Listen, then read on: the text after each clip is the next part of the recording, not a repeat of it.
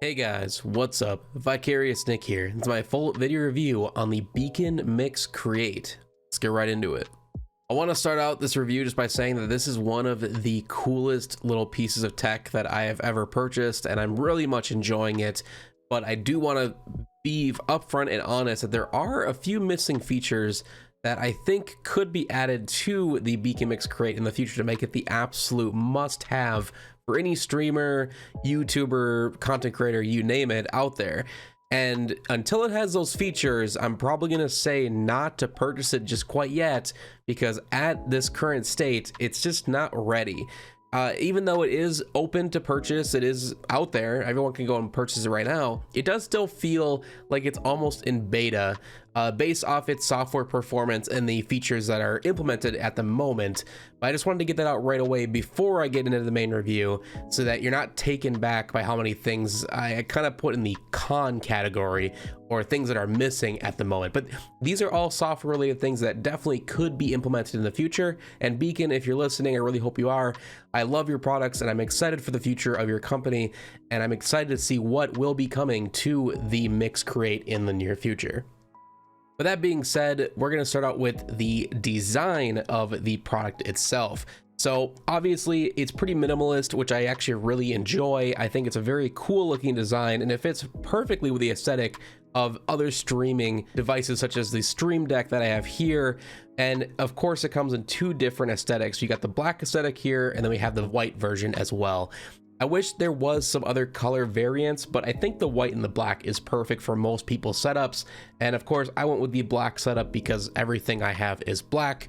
And again, I really just like the simplicity of the design. I'm really glad they didn't go over the top and go crazy with it with RGB and all this stuff like you've seen on the Go XLR, which again, if you guys didn't know, the guys that are from BEACN created the Go XLR back in the day, and that's where they get their inspiration from here, but obviously made it a much more digestible design.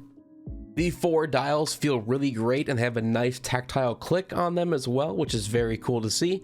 The buttons below have a very nice resistance when pressing down and a nice rubber feel to them. And they also are extremely bright, and you can also change the color to whatever you prefer in the software. It does have a removable USB Type-C cable, which is pretty nice, but I do wish that the USB-C cable in the back was flush against the back of the device instead of sticking out a little bit.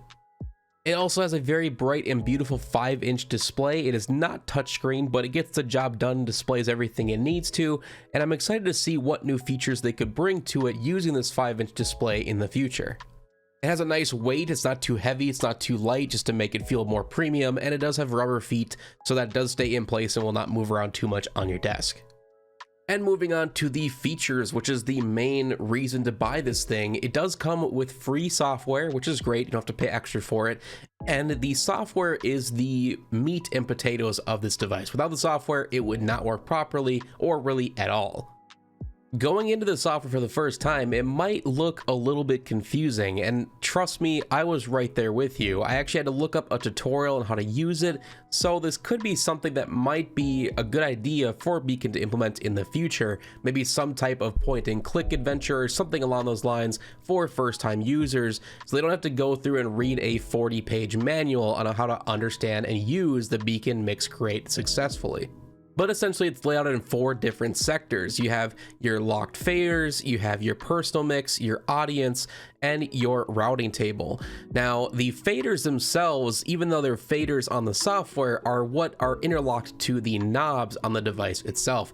And you can actually lock them into place so that, as you can see on the device, we have an arrow on the right side here where you can actually implement more faders if you would like to, and then just scroll through them on the fly using the 5-inch display, which is really cool. I really like that they implemented this because you're not locked to only having 4 different sound stages.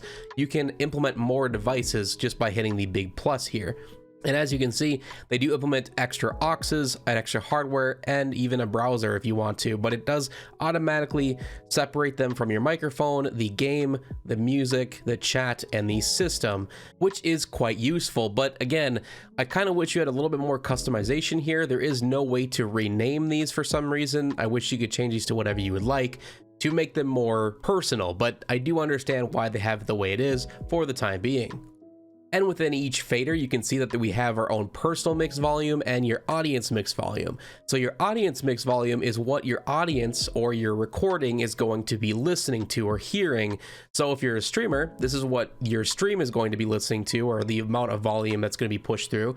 Or if you're just recording, this is what the recording is going to hear versus what you're hearing through your headphones. This is super cool, and it's very, very useful, especially if you are a content creator, because on the fly, you can press a button right on the device that lets you listen to that audience mix to know, okay, maybe my game volume should be turned down a little bit, or my music volume should be turned up a little bit, and vice versa. Super convenient. And I like that they have this right on the fly, and you can adjust the overall audience mix volume right here as well. And you can also change these to different audio sources if you would like. Another really cool feature that I'm glad they implemented is with your personal mix, you can have up to 2 different audio sources that you can switch between on the fly. You can switch right from the software, or of course by holding down on any of the knobs for about 1.5 seconds, it'll go right to the next personal mix output source. This is really useful for somebody like me who has a speaker system as well as a headset system. So if I want to switch between my headset for like video editing, or if I'm going to be streaming or whatever, and if I just want to be enjoying my day, sipping my cup of coffee in the morning and just listening through my regular speakers, I can switch between them on the fly without having to actually open up any software or switch around any fancy things. I can just click a button and it's ready to go. I really love this feature, and I'm glad they implemented it right out of the box, because it would have been solely missed if they did not implement it. You can of course also adjust the volume of your personal mix on the fly as well, or just straight up mute it. And then the last part is the routing table. Now this essentially is showing every single fader that you have on the software, as well as if you're allowing it to go through or disabling it. So for instance, with my audience mix, I have the system volume going through, the game volume going through, and the chat volume going through, but everything else is muted, including the music.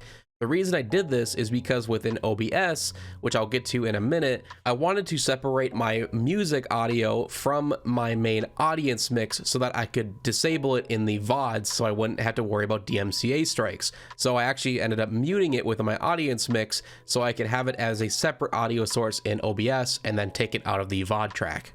I have also disabled my mic relay throughout every single personal mix, audience mix, and my voice chat mix, because I'm not using my microphone through this software at the moment. And I'll get more into that in a minute when I talk about the cons or features that could be implemented, but it is cool that you can do that. You don't have to necessarily use your microphone through this software. You can just straight up mute it or remove it altogether. And of course, you can customize these to whichever way you'd like. I'm actually going to create a new profile just so we don't have to worry about messing with the one that I'm currently using. So basically from here, you start out with your mic, chat, music, and system. And again, from here, you can add a game, a browser, an aux, a second aux, and a hardware line.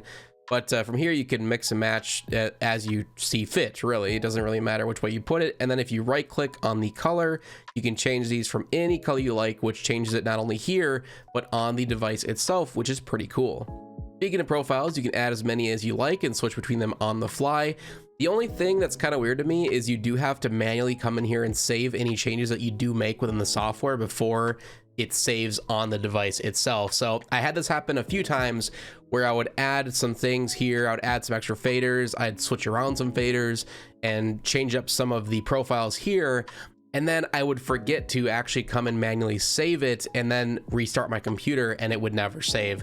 So that is something I would hope in the future they add, is some type of auto save feature. So whenever you do make changes, it would auto save to that current profile, so you don't have to manually come in here and click on the little save button. But again, that might be something I'm hoping for will be coming in a future software update. But for now, we're just going to delete this one because I don't really need it. We're going to go back to my default profile. And the other thing that's really cool, like I said, is you can lock some of these in place so you don't have to worry about them moving if you are to click on the arrow key on the BEACN Mix Crate itself, because I have 5 faders but only 4 knobs on the device. So in order to get to that final one, which is my microphone, I click on the little arrow and the microphone pops up, but none of my other ones move out of place because I have 3 of them locked in, which is really convenient. Another thing I forgot to mention is that within each of the faders, you can actually adjust these together. So if I were to raise the volume for my system, as you can see, it also drags the volume for my audience mix up with it.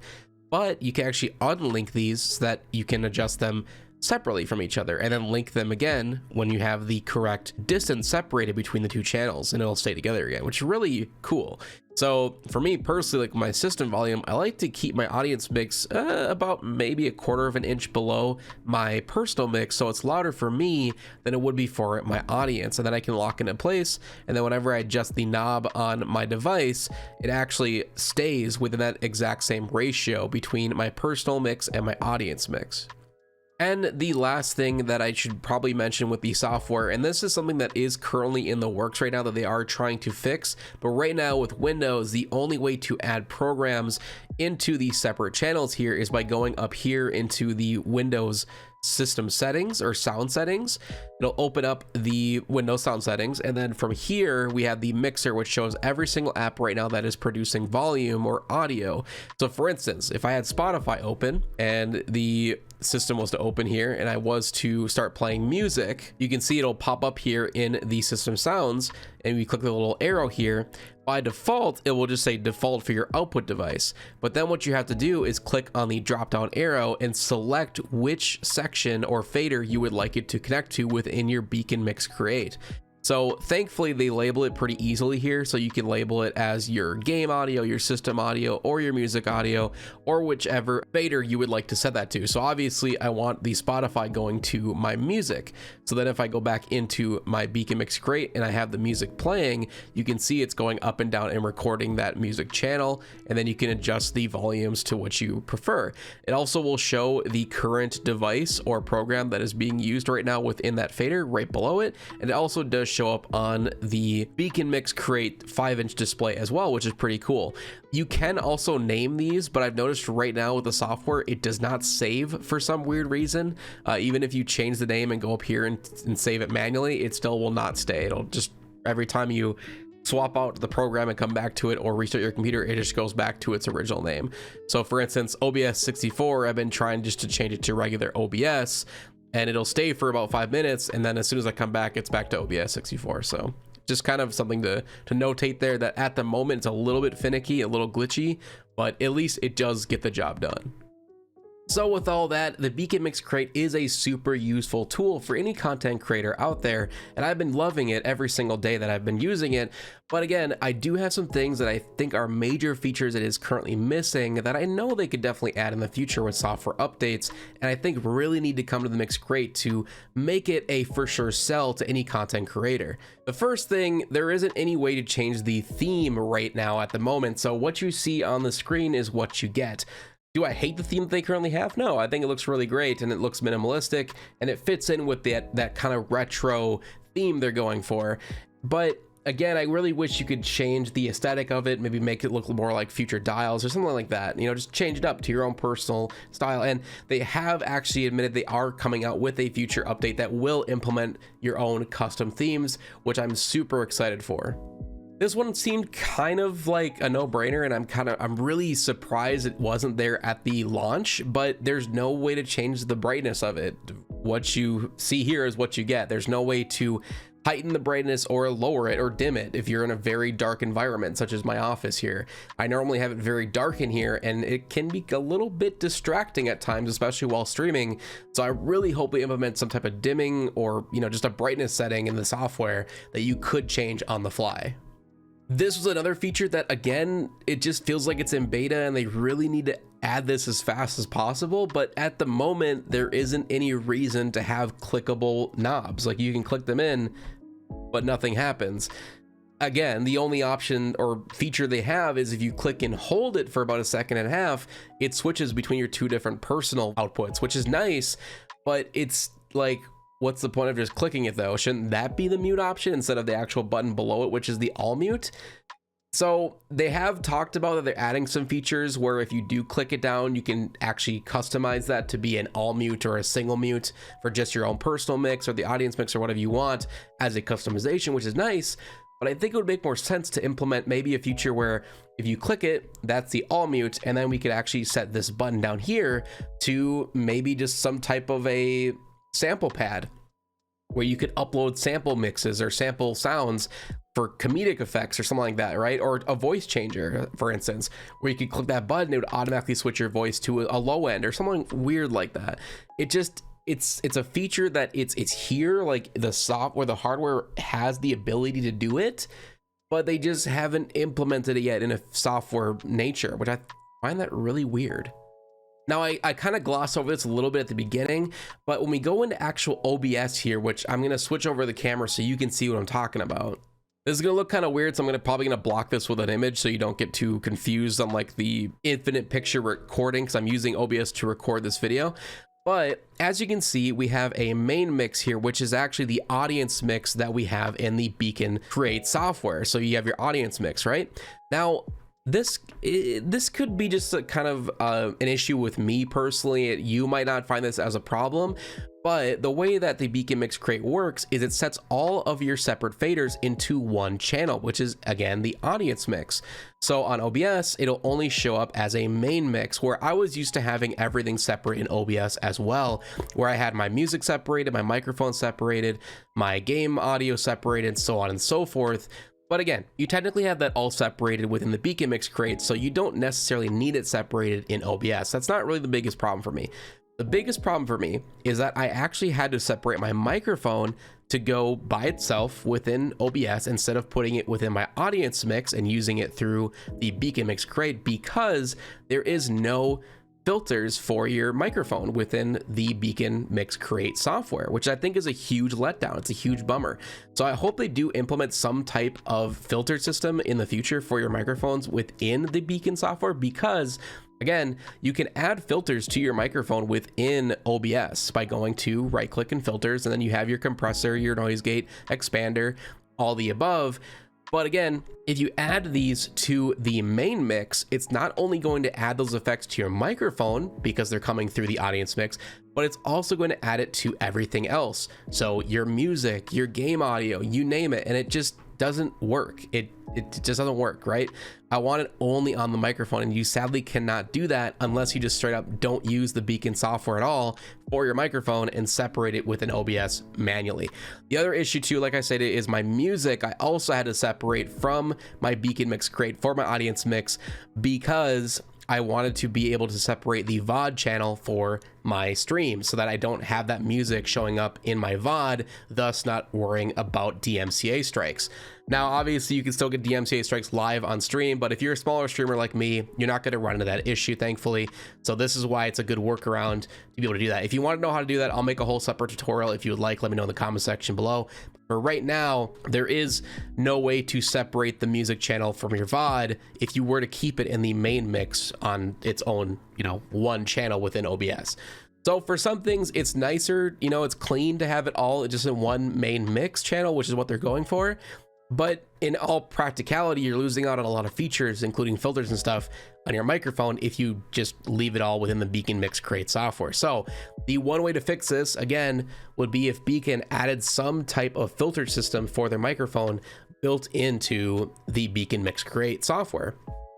Another thing they're also missing is there is no equalizer. So this is another thing that I kind of ran into an issue where with my headphones, I like to have my Dolby Audio's Atmos program working. So for instance, when I go into my Dolby Atmos access, it only allows me to choose one output, which is my BEACN system. So I have my system fader, which is basically only locked to my web browser, system sounds, and pretty much anything like that defaulted. But again, when I'm playing a game, it's going to go to my game fader. If I'm playing music, it's going to my music fader, and so on and so forth. So the Dolby Atmos is only working for my system sounds, and I can't change it. I mean, I could manually change it to be like only working with my game audio or my music audio, but I want it to work with everything, right? And because it's all separated within my channels on my computer, there is no way to hone it into one spot. So the one way around this is if BEACN added some type of equalizer to change the output for your personal mix or your audience mix by heightening the bass, heightening the lows, the mids, highs, whatever you want. Again, as an equalizer, I think would be a really cool and useful addition to the software itself. Now, I know these are all features that are nitpicking at this point. It's nothing that's a huge deal breaker to me or anything like that. It's just something that I would love to see from this company, and I think they could implement these features to the BEACN Mix Create to make it the ultimate tool for any content creator out there. Again, I'm absolutely loving it as it is right now, even with its shortcomings, but I know it can be perfect with these updates, and I have a feeling that they are working on them right now. I just have to wait. But again, it's one of those things that I think a lot of these features should have been implemented before the actual launch. They wouldn't get reviews like mine, where it just feels like it's nitpicking at this point. So with all that, what do you guys think of the BEACN Mix Crate? Is it something that you will purchase for your own setup or creative studio? Let me know in the comment section below. I'll have a link also to their website so you can go and purchase it. I am in no way affiliated with them or sponsored. I just think they're a great company that deserves some recognition, and they have a really great idea that I would love to see flourish. Because if you're somebody like me who doesn't want to go out there and spend $500+ on a Go XLR just to have these features, I think this is a great alternative for somebody who already has a XLR input and an XLR audio interface and doesn't want to have to go and spend all that extra money. Now, this is still a $200 device, which could seem pretty steep to most people. But again, I'd rather spend $200 than $500+ for a Go XLR with an XLR input that I'm never really going to use. So with that, thank you so much for watching. I hope you guys enjoyed the video. Leave a like, share your support as always. Subscribe so you don't miss the next one. We'll hopefully see you in the next one. Peace out.